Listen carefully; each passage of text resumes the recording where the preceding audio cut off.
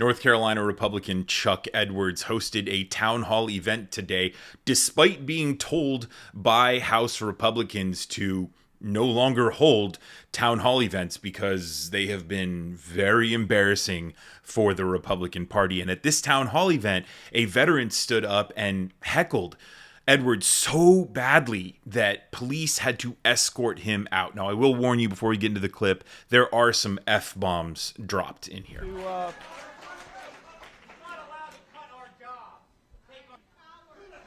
Yep.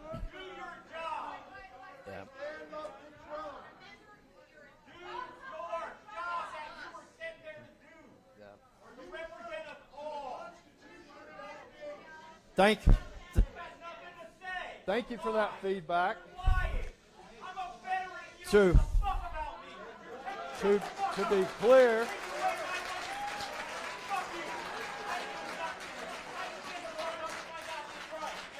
Sheriff,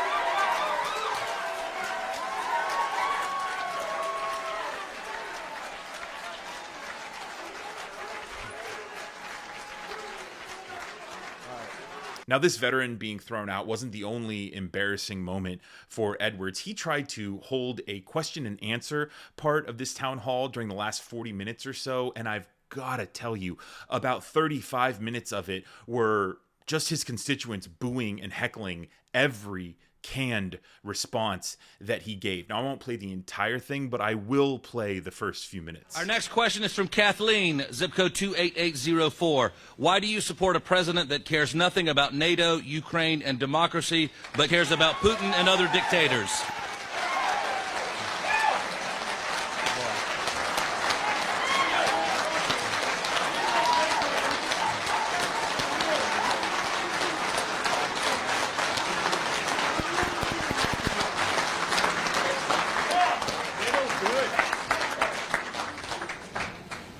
actually, I believe that the president is very supportive of Ukraine.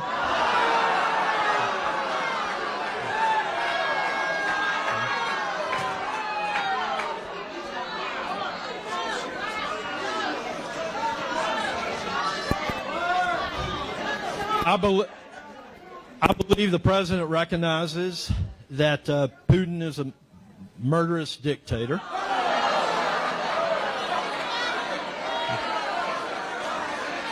I think it was just yesterday he told the world that he believes that we need to increase our sanctions against Russia and probably enforce the ones that are already in place. I know that Vice President J.D. Vance, about a month ago,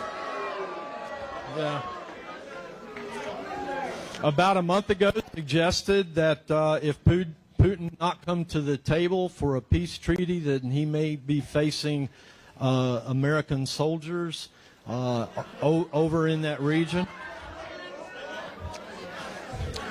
I also believe that we see the author of The Art of the Deal working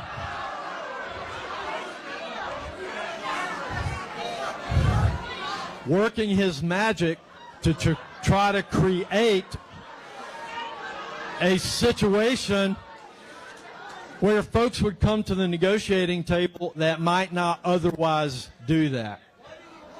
So Our next question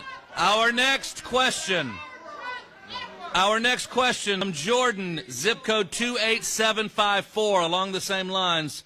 Congressman, will you stand up for Ukraine funding and protection? Yes.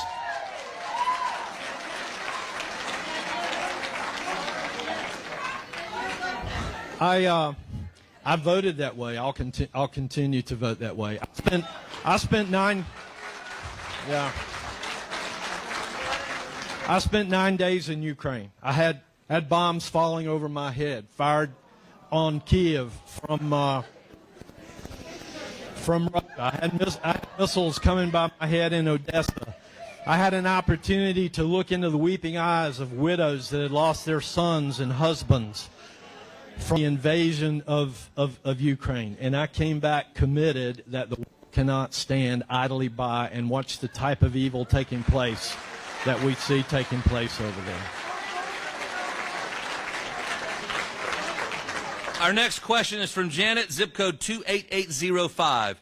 Detail 5 things you've done this week to protect our democracy.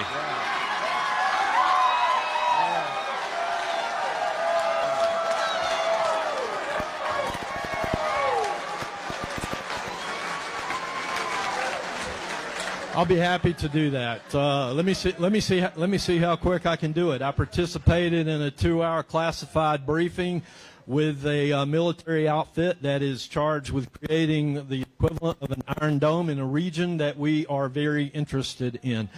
I helped pass a continuing resolution that funded our military, gave raises to our military, kept our government running, including all the federal agencies that you're concerned with. I met with probably a dozen different media outlets and told them why I was going to be here with you here today. I am here with you today. I could go on more and more, but coming up with 5 things is not real difficult. So, our next question is from Claire. Zip code 28715.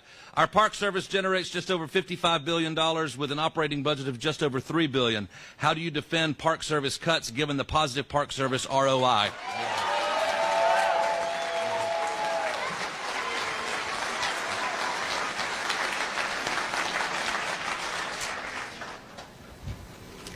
What my job is to listen to the information that I hear coming out of the administration, and then to look at how that might be affecting our district, and then go back to that administration and make a case for why some of those changes might not be in the best interest of NC-11. And I've done that over and over and over again, and I'll continue to do that.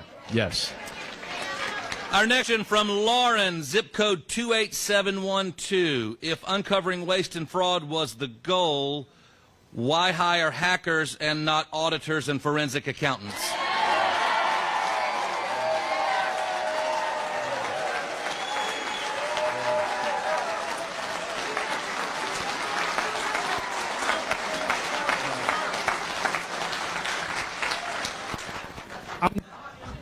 I'm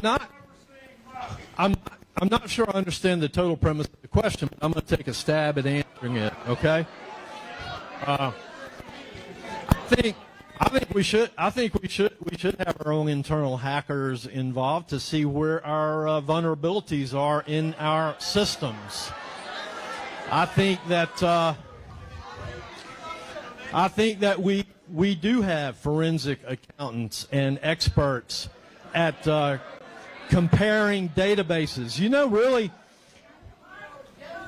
like him or not, Elon Musk has brought a lot of really smart people to Doge, and they're finding the vulnerabilities and the inconsistencies in our databases and realizing where we do not cross-reference files such as death certificates and Social Security and so many others. So if forensic accounting is what you want, that's exactly what you see playing out right now. Go ahead. Our next question comes from Blaze, zip code 28804. Why do you support Trump's destructive and disastrous trade war?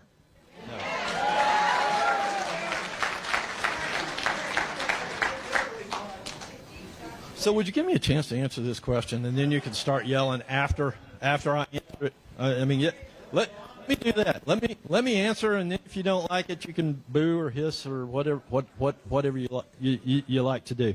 I've seen people say that Edwards should really be praised for being brave enough to hold a town hall, but I think Edwards is the complete opposite. I don't think he's brave. I think he's stupid. And I think he's a narcissist who thinks that he just has all the answers and can just control these situations and stand up to these people, which clearly didn't happen. And this really has to be the case with any Republican who tries to hold a town hall or who even tries to show their face in public. They should be booed and heckled. A lot like what happened to J.D. Vance tonight at the Kennedy Center.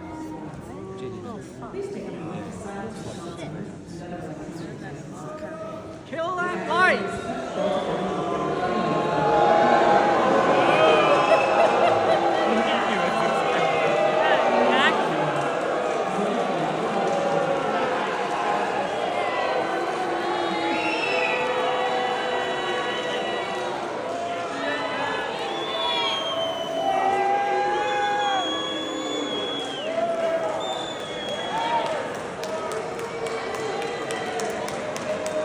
I knew you would like that little cherry on top of this video, so I wanted to include it. Let me know what your reflections are of the terrible circus of a town hall and J.D. Vance getting booed. Share your reflections down in the comments below, and be sure to subscribe to Reflect Politics if you haven't already. My name is Brennan Plank.